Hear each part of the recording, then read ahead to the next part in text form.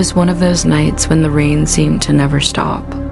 The kind of downpour that makes the world outside feel like a distant memory, as if everything outside is washed away, leaving only the sound of raindrops splattering against windows. If you've ever been caught in a storm at night, you know how eerie it feels, how every creak of the floorboards or whisper of the wind sounds like something more sinister. You start to wonder, what if I'm not alone? Two strangers caught in separate corners of the world had no idea their paths were about to cross with something far beyond the ordinary. The first was a young woman, new to town, trying to get settled. After a rough few months, she had moved into an old house on the outskirts, its peeling paint and neglected yard giving it an aura of abandonment. No one told her much about the house. She was just told it was available and cheap.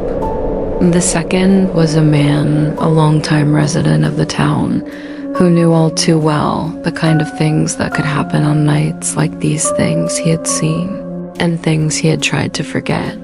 That night, both of them found themselves in the grip of something unnatural, something they could neither explain nor escape. As the storm raged outside, the wind howling like a beast, the first strange thing happened. It wasn't the creak of the floor or the whispering in the walls that set her on edge. It was the sudden silence, the kind of silence that makes your skin crawl.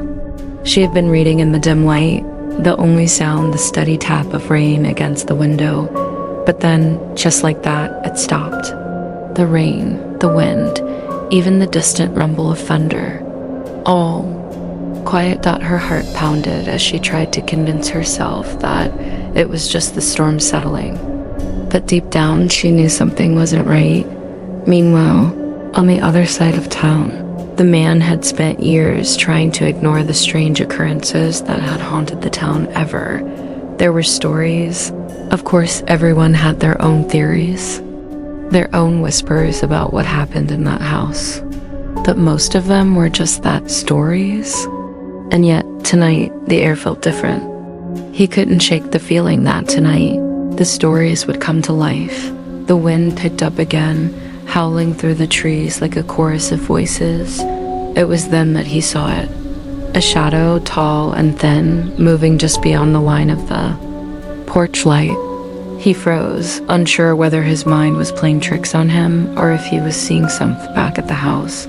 The woman tried to laugh off the creeping dread. She was alone, after all. There was no one else. And yet, what was that sound? She turned toward the door, the hairs on the back of her neck standing up as she listened intently. The faintest creak of a floorboard, too soft to be her own footsteps. She wasn't alone after all. The storm outside wasn't just a storm anymore. It was as if the storm had summoned something darker, something that had waited patiently for the right moment to reveal itself. What happened next was something neither of them could have prepared for, and it would change their lives forever. What was the true nature of the thing lurking in the storm, and how had it come to find them? Were they just victims of circumstance, or had they been chosen for something far more terrifying? These are the true stories of a rainy night where the weather was only the beginning of the horror to come. And trust me, you won't want to miss what happens next. Stay tuned for part 2.